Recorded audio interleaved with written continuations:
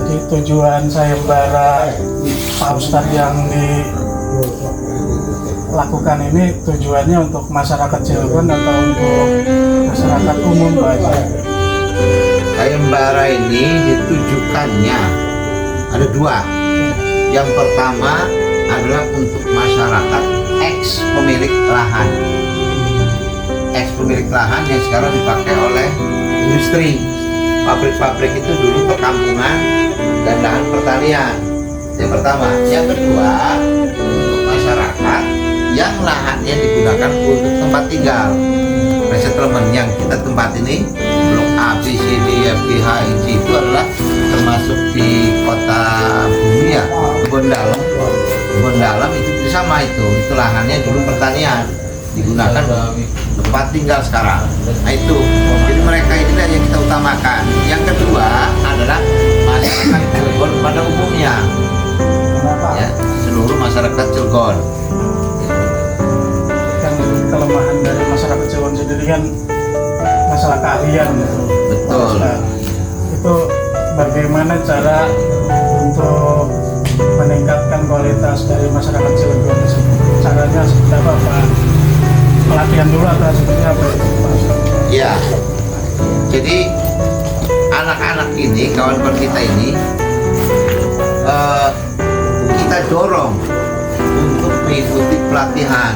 Ada yang pelatihan forklift, ada yang mengelas, ada juga yang pelatihan driver, ada pelatihan K3 itu. Nah itu sebetulnya yang kita dorong, yang kita utamakan itu. Yang pertama ya, karena mereka perusahaan menuntut skill keahlian.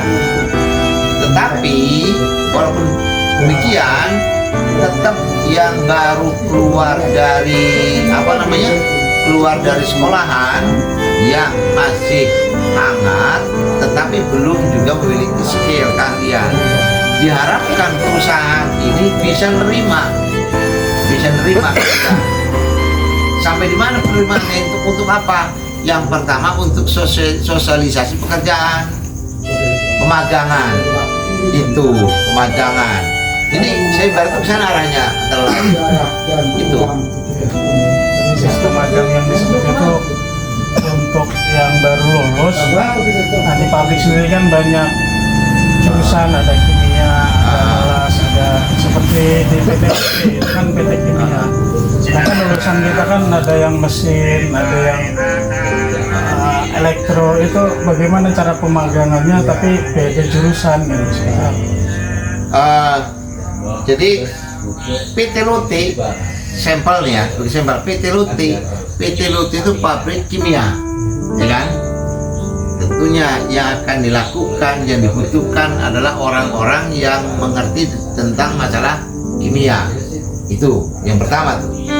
Yang kedua, tentunya Luti juga tidak semuanya akan diterjunkan pada kimia, pengolahan kimia. Ada di situ, ada security, di situ ada cleaning service, di situ ada administrasi, di situ ada keuangan, di situ ada taman, dan ya banyak. Ini tentunya disesuaikan dengan keahlian atau kemampuan yang dimiliki oleh anak-anak. Jadi anak-anak PMAG ini, sayembara ini ya sesuai atau disesuaikan dengan keahlian yang dimiliki. Itu. Terkait pelatihan kan pasti bekerja sama dengan Disnaker ya. Betul. Itu sudah bekerja sama apa belum itu dengan Disnaker PMAG? Nah, PMAG ini hampir setiap ada kegiatan rekrutmen pelatihan forklift, ya sudah dua kali pelatihan pengelasan kita juga ikutkan. Terus pelatihan security Garda Pratama, kita juga mutus tuh. Alhamdulillah mereka yang ikut pelatihan Garda Pratama sekarang sudah pada kerja. Ada yang di Kiek, ada yang di Lukti, di keamanan ada di Pusku, itu alhamdulillah. Begitu juga yang ikut pelatihan forklift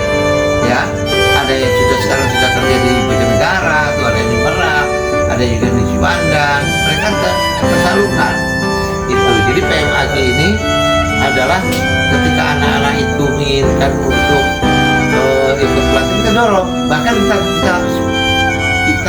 usahakan untuk ikut pelatihan itu kita utamakan. Tapi bila kalian itu ada yang ingin langsung kerja, ya silakan, itu mah hak daripada kalian, dan kita akan tetap mendorong itu, berusaha semaksimal mungkin.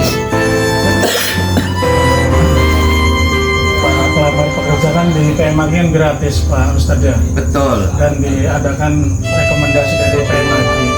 Itu sistem dan caranya seperti apa itu rekomendasi dari PMAG itu? Surat atau seperti apa? Rekomendasi yang kita keluarkan itu adalah sejenis surat pernyataan, keterangan bahwa anak-anak yang melalui PMAG kita jadikan dia sebagai anggota PMAG. Nah, kita kasih surat keterangan tuh bahwa nama si A adalah anggota PMAG yang kesekian, ya. Ini surat pengantar atau surat keterangan ini dipergunakan hanya yang pertama kita untuk melamar kerja, yang kedua untuk mengikuti pelatihan kerja itu. Jadi kita tidak tidak asal ini, enggak, kita catat, kita kasih surat pengantar sampai pada CV, kurikulum vitae kita buatkan gitu.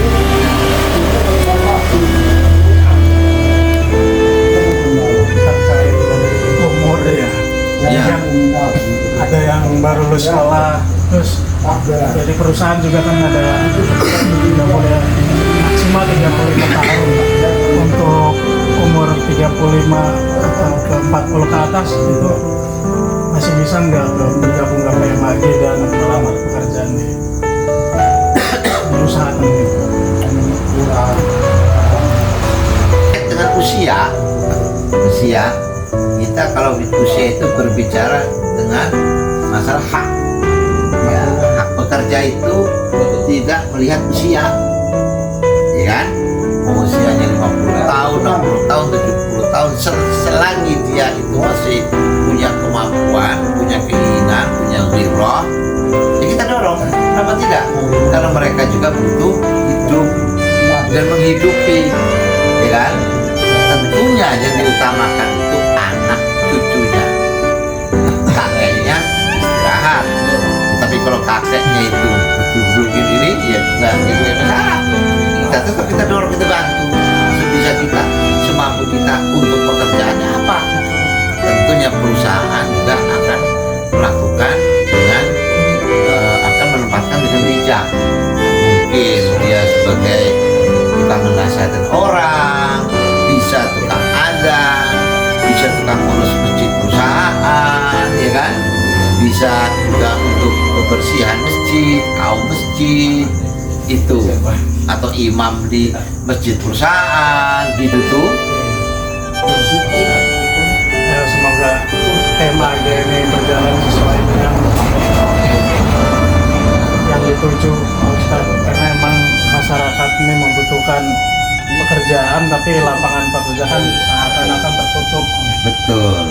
Semoga PMAG ini bisa membuka dan bisa memberi suatu harapan buat kawan-kawan kita untuk bekerja di pabrik-pabrik yang dituju. Ya. Terima kasih. Jadi intinya nih, ya, intinya kalian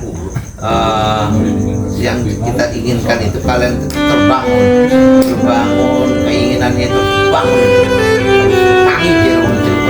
harus tangi keinginannya, harus kuatkan keinginannya.